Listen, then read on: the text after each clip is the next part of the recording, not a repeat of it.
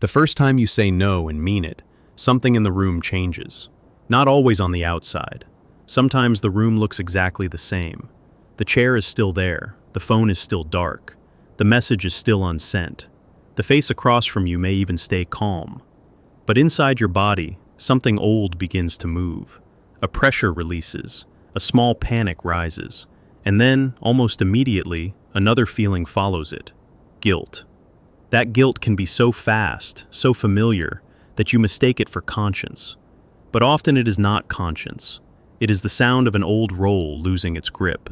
Because for a long time, you may have been the woman who made things smoother, the woman who explained, the woman who softened the blow, the woman who gave one more chance, one more hour, one more chance to be understood. You learned how to keep the peace by making yourself smaller. You learned how to stay lovable by staying available. You learned how to say yes before your own body had time to answer. And then one day, perhaps quietly, perhaps after one disappointment too many, you said no. Not a dramatic no, not a performance, just a clean, simple no. And that is when the feminine shadow appears. Not as a monster, not as some dark movie version of yourself. It appears as the part of you that has been exiled for years, the part that is tired of being nice when nice means disappearing, the part that is angry when anger has been forbidden, the part that can no longer pretend that endless giving is the same thing as love. Most people think the shadow is only the dark and ugly thing we hide. But Carl Jung understood something more unsettling than that. The shadow is also the life you did not get to live, the truth you did not get to speak, the strength you were taught to call selfish, the boundary you were taught to call cold. So when you finally say no, you are not becoming worse. You are becoming more whole. But wholeness does not always feel beautiful at first. Sometimes it feels like betrayal. Sometimes it feels like the room goes colder. Sometimes it feels like people who were comfortable with your softness suddenly look at you as if you have changed into someone they do not recognize. And in a way, you have. Because the version of you that was easy to use is no longer running the show. That is where the discomfort begins. Not because you did something wrong, but because a certain dynamic can no longer feed on your automatic yes. There is a strange thing that happens when a woman stops being endlessly available. The people who benefited from her overgiving often do not say, "I respect your boundary." They say, "Why are you being like this?" They say, "You've changed." They say, "I thought you were different." They may even look wounded, as if your new limit has injured them. And if you have a tender heart, that can hit harder than open criticism. Because now you are not only dealing with the boundary itself, you are dealing with the emotional weather that boundary creates. This is where the feminine shadow becomes visible. It is not just the anger you were afraid to feel. It is the fear that if you stop pleasing, you will lose love. It is the old belief that your value depends on how useful you are. It is the hidden contract that says, if I keep giving, maybe I will finally be chosen. That contract is ancient. It can begin so early that you do not remember signing it. Maybe you learned it in a family where peace mattered more than honesty. Maybe you learned it in a relationship where your tenderness was rewarded only when it was convenient. Maybe you learned it in a childhood where being easy was safer than being real. And because it is ancient, it does not leave quietly. It shows up in the body first. A tight throat when you want to say no. A stomach drop after you set a limit. A sudden urge to explain yourself to death. The impulse to soften your words so much that they lose their shape. The need to prove that your boundary is still kind enough to be acceptable. That is the old persona speaking. Persona is one of Jung's most useful ideas here. It is the face we build for the world, the social self, the role that keeps us accepted. For many women, the persona becomes the good woman, the understanding woman, the easy woman, the one who does not make trouble, the one who can handle more than anyone else, the one who is always emotionally intelligent, always patient, always giving. That persona can be admired, it can be praised, it can even be loved. But if it grows too large, it becomes a cage. Because then you are not living from your center. You are living from the image of the woman everyone else can tolerate. And the shadow begins where that image ends. The shadow may contain your anger, yes, but it also contains your innocence, your need, your desire to be cared for without earning it, your right to rest, your right to disappoint people, your right to be misunderstood and still remain yourself. When you say no, all of that starts to press against the walls of the old persona. And that is why the reaction can feel so intense. Not because the no is wrong, but because it exposes how much of your life has been organized around avoiding other people's discomfort. This is the deeper truth many women do not want to face. Sometimes what you call kindness is actually fear in a beautiful dress. Fear of being seen as difficult, fear of being left, fear of not being needed, fear that if you stop over-functioning, the relationship will collapse, and you will discover that you were only valued for what you provided. That fear is not imaginary. It has roots, it has memory, it has a body. But it is still fear, and fear can be mistaken for morality for a very long time. So when your no arrives, it does not only protect you from the other person, it also protects you from the version of yourself that kept abandoning herself to stay safe. That is why the feminine shadow often appears right after the first real boundary. Not before. Not during the endless giving. After. Because the shadow is not just what you suppress. It is what becomes available once the old survival strategy no longer works. You may notice yourself becoming sharper, less eager, less willing to explain. You may notice a strange calm mixed with grief. You may even feel less nice and more honest, which can be unsettling if you have built your identity on being agreeable. But honesty is not cruelty. Honesty is what happens when your inner life finally stops negotiating with your fear. And this is where the story gets more interesting, because the outer reaction often mirrors the inner one. The people around you may respond to your no as if it were a threat, but what they are really reacting to is the loss of access. The loss of automatic access to your time. The loss of automatic access to your empathy. The loss of automatic access to your forgiveness. The loss of automatic access to the self you used to offer without question. That can reveal a lot, not only about them, but about the relationship you had with your own boundary. Because if every limit feels like danger, then somewhere inside, you have been trained to believe that your needs are an inconvenience. And that belief is not small. It shapes how you love, how you work, how you speak, how you recover, how you choose. A woman can spend years thinking she has a problem with confidence, when what she really has is a loyalty problem. She has been loyal to the role that kept her accepted, even when it made her disappear. The shadow appears to break that loyalty. It says, enough. It says, I am tired. It says, I do not want to be the one who always understands and is never understood. It says, I am not here to be convenient. That last sentence can feel almost forbidden. Yet it may be one of the most healing sentences a woman ever learns to let live in her body.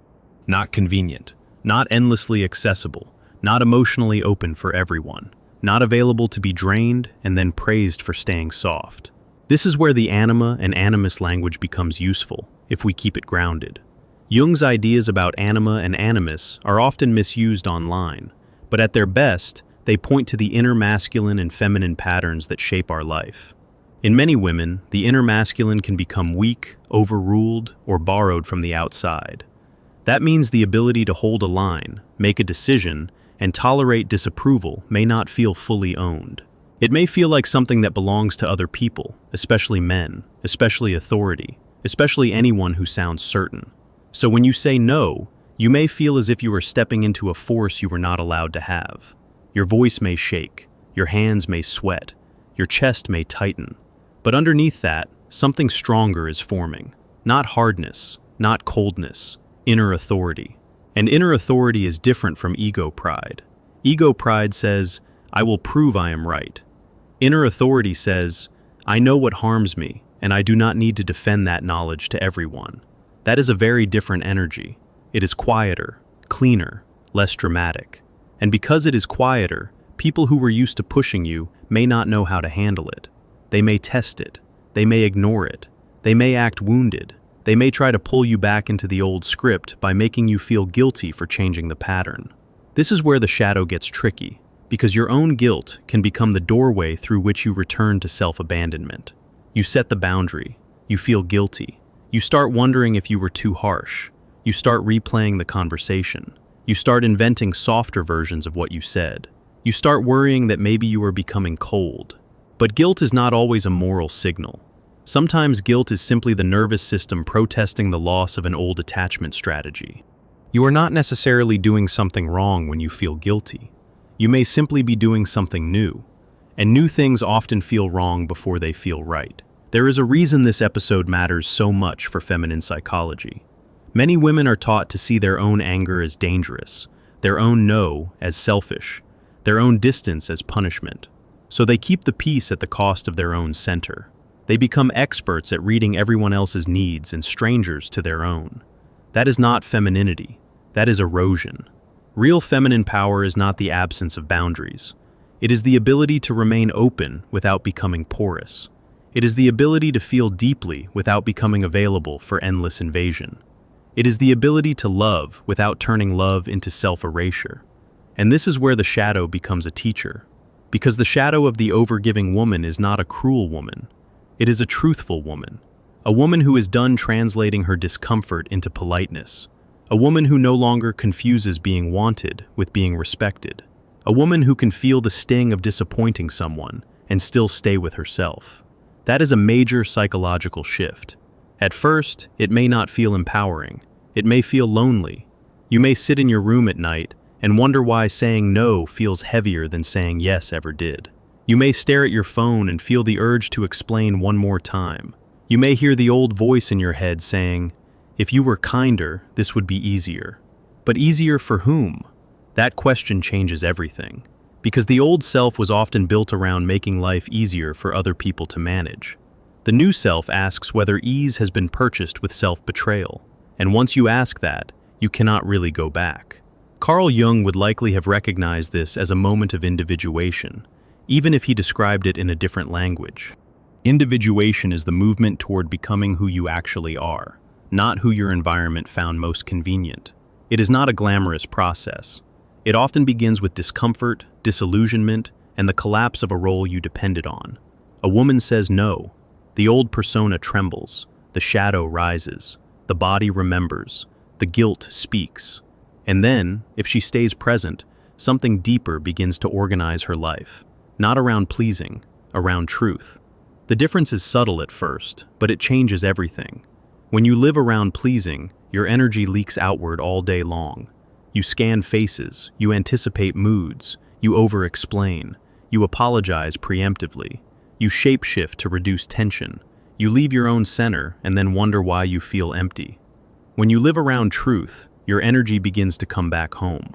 You are no longer asking, "How do I keep everyone comfortable?" You are asking, "What is actually true here?" You are no longer asking, "How do I avoid being judged?" You are asking, "What do I need to respect in myself?" You are no longer asking, "How do I stay lovable?" You are asking, "What kind of love can survive my honesty?" That last question is powerful because it reveals the real test. Not every connection can survive a woman's no.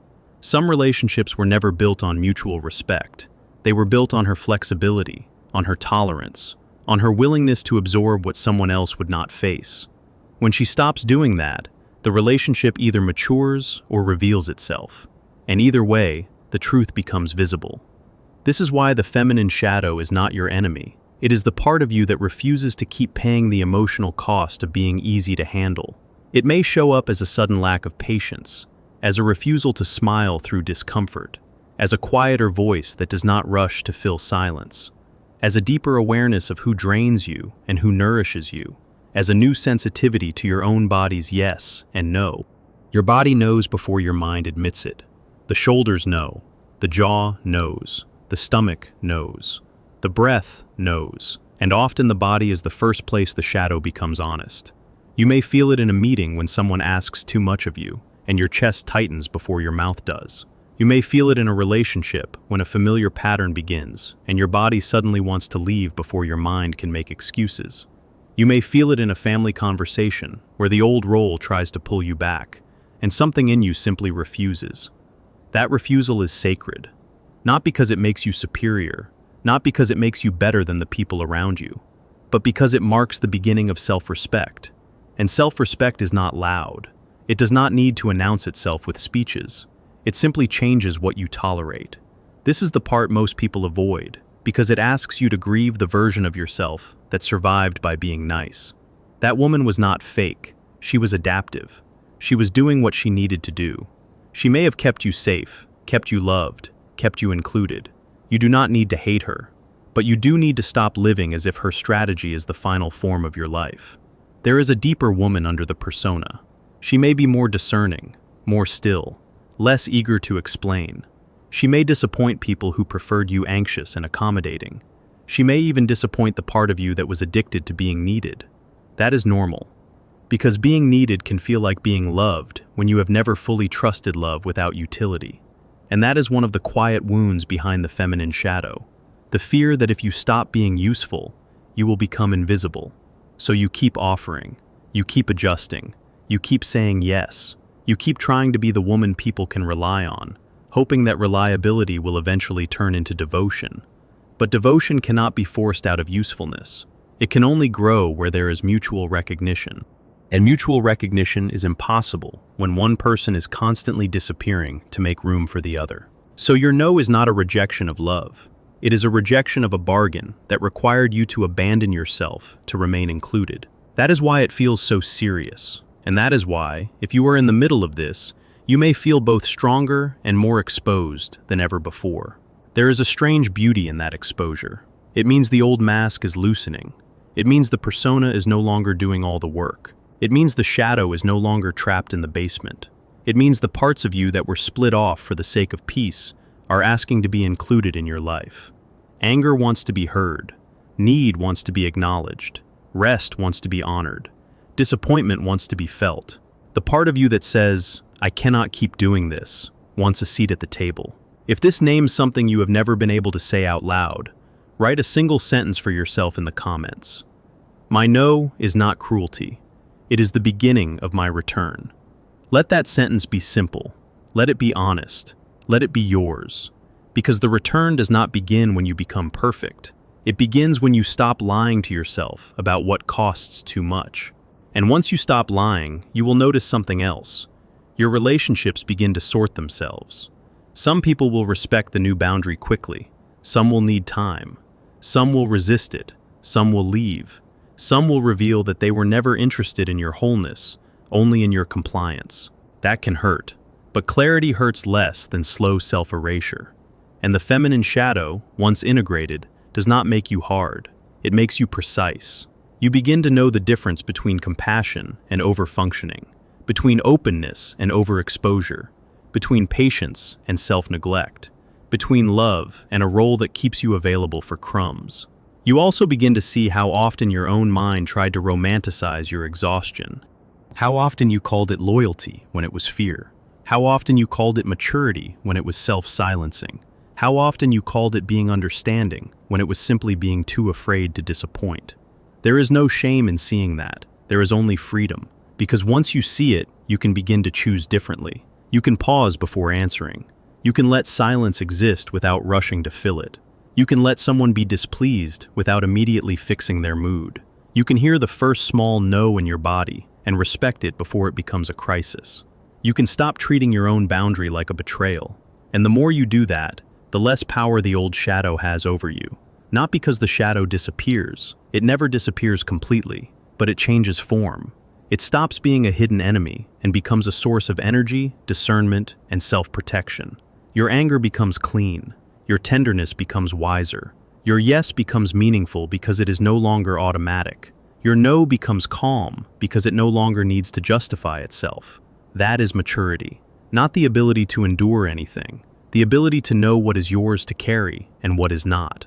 And this is where Carl Jung's framework helps so much. He reminds us, in essence, that what is rejected does not vanish. It returns, often in distorted form, until it is seen. The feminine shadow returns in the moments when you finally stop performing the self that was accepted and begin living the self that is true. That return can feel awkward. It can feel messy. It can feel like you are becoming less likable before you become more real. But real is the direction. Not perfect, not universally approved. Real.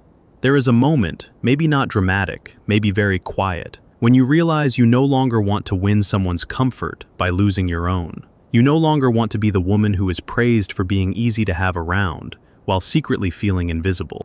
You no longer want to earn love by erasing the parts of yourself that have opinions, limits, and needs. That moment is a threshold, and once you cross it, you may still feel the old guilt, but it no longer has the final word, because now you can see it for what it is. Not proof that your boundary was wrong, but proof that your old identity is being challenged. That is difficult, but difficult is not the same as harmful. Sometimes the most loving thing you can do for your life is disappoint the version of it that was built on self-abandonment. And when you do, the feminine shadow that once frightened you becomes a companion, not a destroyer, a guardian, a witness, a force that says, we are not doing that anymore. We are not explaining ourselves into exhaustion. We are not mistaking being used for being valued. We are not calling our fear kindness. We are not offering endless access to people who have not earned our openness. We are returning to the body, returning to the voice, returning to the boundary, returning to the woman who can love without disappearing. If he or they or anyone in your life meets you after that, they will meet someone different, not colder, clearer. A woman who has learned that her no is part of her love, because it protects the place where love can actually live. And if they do not meet you there, then you still meet yourself there. That is the deeper victory. Not making anyone understand, not making anyone chase, not making anyone regret, simply becoming impossible to confuse with your old self. So the next time your phone stays silent and your body wants to rush back into pleasing, pause. Put a hand on your chest. Feel the old urge. Feel the guilt if it comes. And then ask one honest question. Am I about to keep this peace at the cost of myself? If the answer is yes, then the shadow is already speaking. Not to ruin your life, to return it to you. My value no longer needs to be proven. My silence is not a game.